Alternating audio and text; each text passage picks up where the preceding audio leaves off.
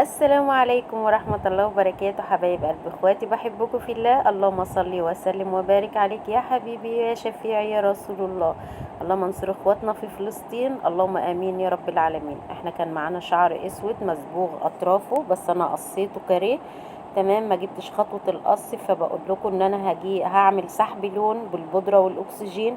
كل مكيال بودرة له 2 مكيال اكسجين. تمام. احنا في اثناء التفتيح بنفتح باكسجين 30 اللي هو 9%، وطبعا سواء بودرة زرقاء بودرة بيضاء المتواجدة معاكي. فاحنا عملت قصاد كل مكيال بودرة 2 مكيال، كنت بشاور لكم على صوابعي وبقول لكم كل مكيال له 2 اكسجين. تمام.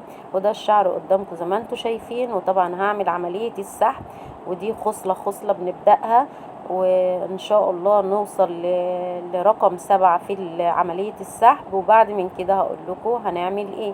تمام. زي ما انتم شايفين كنت بسحب اللون، فباخد خصل خصل كده متساوية قصاد بعضيها، وبعد من كده بعد ما اخلص خالص هنسيبه من 30 ل 45 دقيقة على الشعر، على حسب ما يتفتح الشعرايه. تمام. وانت بتتابعيه، اهم حاجه ان انت لازم تتابعي الخطوات. مش كل من مسك الفرشة يبقى معلم، فاحنا ملوك الصبغة والجدعنة. وشوفوا اللون في الاخر، يعني لون تركي جميل اللي هو النحاسي، وطبعا مطلوب اليومين دول وكله بيطلبه، لدرجة هي جايبه لي صورة، وهنشوف كده هعرف ولا مش هعرف اطلع الصورة اللي هي بعتها لي، واديكم معايا واحدة واحدة، وان شاء الله مع بعض نطلع اللون ومفيش اي مشاكل ان شاء الله. ربنا يصلح ما بين ايدينا، يا اللهم امين يا رب العالمين، وينصر اخواتنا في فلسطين، اللهم امين يا رب العالمين. طبعا ما بنبداش بالجذور، لان الجذور بتبقى حاميه، او الدم بيبقى بيتدفق فيها، فبتبقى سخنه، فبتعمل بسرعه، بتلقط بسرعه. فعلشان الجذر او الجذور ما تبقاش فاتحه قوي ومن ورا غامق، احنا بنسيب سنتي 2 سنتي من الجذور، وبعد من كده بنعمل عمليه السحب. لما يفتح خالص اللي هو من ديل الحصان، نبدأ نوزع على الجذور، لأن الجذور ما بتاخدش وقت نهائي نهائي نهائي. فهو ده عملية السحب الصح، عملية السحب اللي كويسة. ولازم نكون حاطين عوامل حماية مع البودرة والأكسجين، انوبليكس او عامل حماية. اهم حاجة ما عندكيش عامل حماية، احنا ككوافيرات بيبقى متواجد معانا، لكن انت ما عندكيش، ممكن تحطي معلقة بلسم او معلقة لبن نيدو، علشان تحد من قوة انها تأثر على الشعراية. تمام. تمام.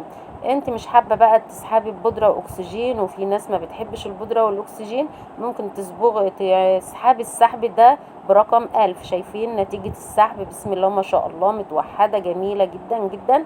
وفي ناس بتحب الدرجة دي وتقولك اوكي خلينا على كده واللون جميل وخلاص، لكن ده مش اللون، ده عملية السحب زي ما انتوا شايفين. وانا كنت قلبت بقى دمجت، لان كان عندها شعر ابيض، فكنت دمجت 8/0 مع 7/4/4 اللي هو نحاسي، اشقر نحاسي قوي، لان بيبقى مكثف. حتة ان هو 4/4 ده بيبقى مكثف جدا جدا جدا.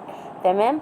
وهنبدأ نوزعه على الشعر، طبعا خصلة خصلة. انا بدأت بالجذور من قدام، وبدأت ان انا اوزع من ورا، لان على حسب ان الاقي حد انه يصور لي، لان انا ماسكة طبعا الشعر وشغالة فيه، فعلى حسب ان حد ينزل لي ويصور معايا، او يبدأ انه يقف معايا، فربنا المستعان. وطبعا انتوا عارفين كمارتي دايما بتظلم اللون، وانتوا بنفسكم هتحكموا، لانها ساعة تفتحوا وساعة تغمضوا وساعة تقفلوا وساعة تفتحوا تاني. فمش عارفة بانها جعانة زي صاحبتها اللي هي واقفة برضو بتشتغل، وربنا اللي عالم بيها، وربنا يرزقنا جميعا يا رب الخير، اللهم امين. ان قلت لكم ان انا واقفة من بدري، لانها كانت هتعمل تنظيف بشرة وصبغة، وطبعا سحب اللون بياخد له 45 دقيقة، والصبغة نفسها بتاخد لها برضك من 30 ل 40 دقيقة. فيعني يعتبر زي ساعتين تايهين همت، وانا واقفة يعني واقفة، فربنا يرزقنا جميعا. انا والله فاتحة قناتي دي مصدر رزق ليا ولأولادي، فربنا يكرمنا جميعا، اللهم امين. انا كوافيرة، وطبعا كنت وزعت وسبته الوقت اللي هو المعتاد ليه. وانتوا شايفين ان انا بغسل الشعر، طبعا انا الحوض بتاعي مفيش كرسي انها تقعد وتبقى عاطية ظهرها، وبدأت ان انا انشف مش استشور الشعر عشان ما اجهدهوش، عشان كان في عملية سحب وهي مش حابة انها تستشوره يعني، فانا حابة ان انا ابين لها اللون، فاستشورت الجزء الاولاني او الجزء النص اللي هو من قدام علشان ابين اللون. تمام، لكن مش استشوار، انا بنشف علشان يبان الدرجة. اي رأيكم في الدرجة الجميلة دي؟ طبعا درجة هو يام اللون التركي المطلوب اللي هو الكل طبعا حبه. اهو ادي الصورة اللي هي كانت جايبها لي. طب بالذمة ما هو، طب بذمتكم ما هو طبعا الكاميرا بتاعتي عكس الضي خالص، وطبعا ظالمة الشغل بتاعي، لكن ربنا يكرمني وانا اجيب تليفون تاني ويكون كاميرته قوية ويكون فيه اضاءة اقوى، وربنا يا رب المستعان. نفس الصورة دي على فكرة كانت جايبها لي، عاوزانا اطلع لها شعرها زيه، والحمد لله الحمد لله ان طلعته زيه.